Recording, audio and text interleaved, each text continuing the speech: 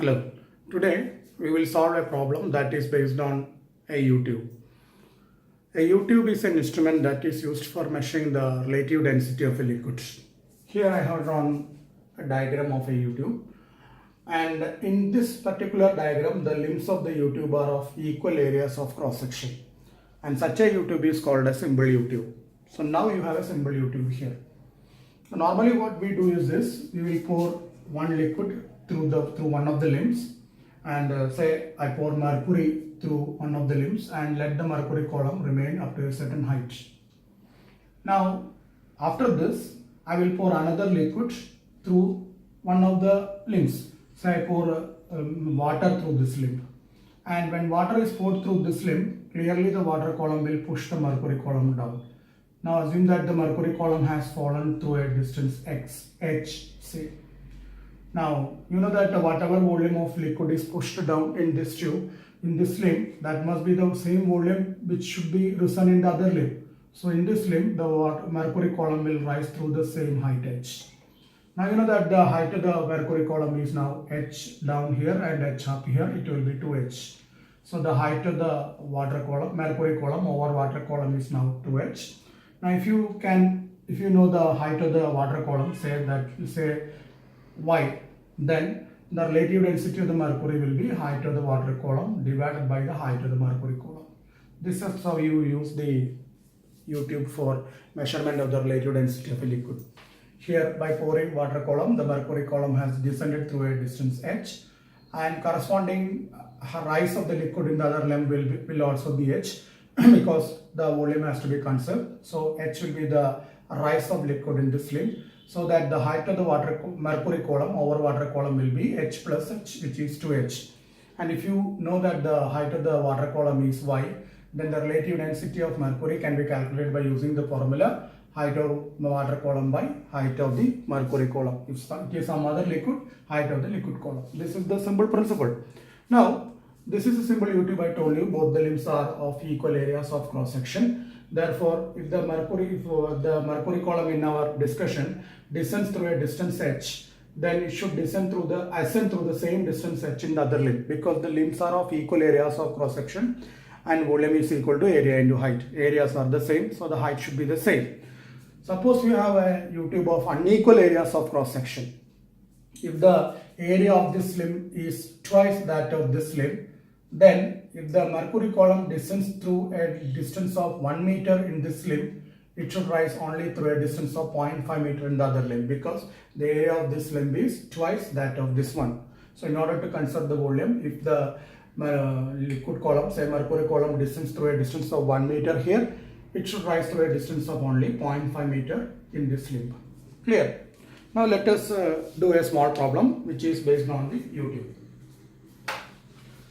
Here I have drawn the diagram, and in this diagram we have a U-tube in which mercury was remaining up to the same level in both the limbs. This is a simple U-tube. Mercury remains up to the same height in both the limbs.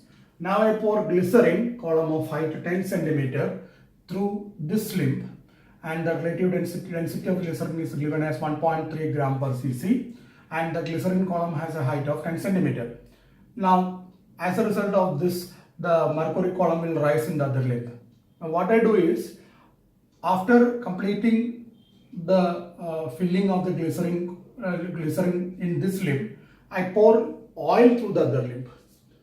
Now the oil column will push the mercury column further down, which means that I will after some time I continue to pour the oil through the other limb, and finally I find that the upper levels of the oil column and the glycerin column are the same, or the upper levels are in the same horizontal level.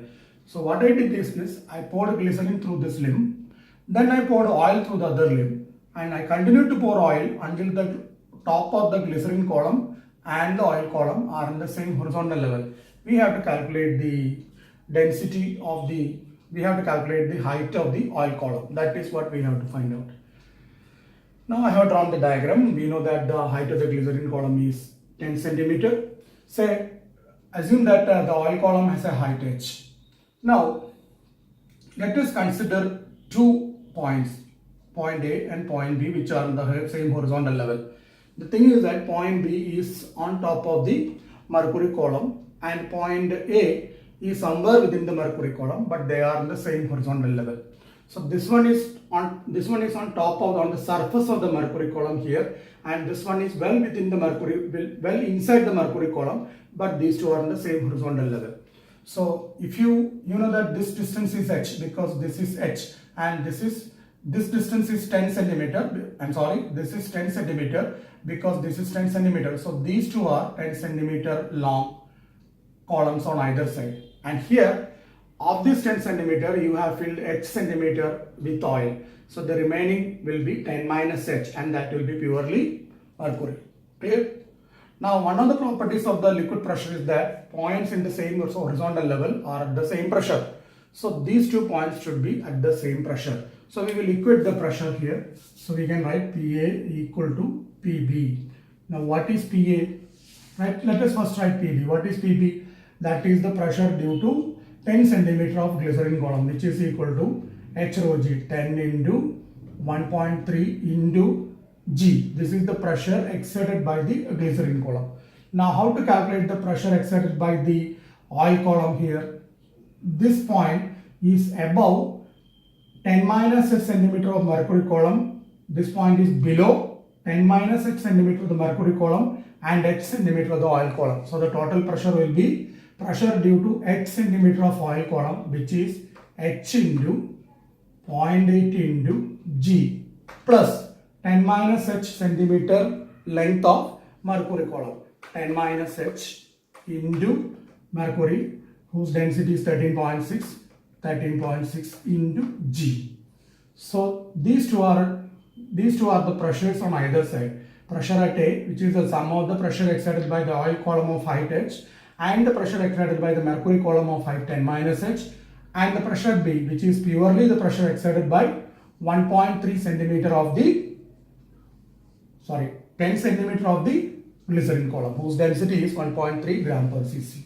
Now equate these two, simplify it, you will get the value of h.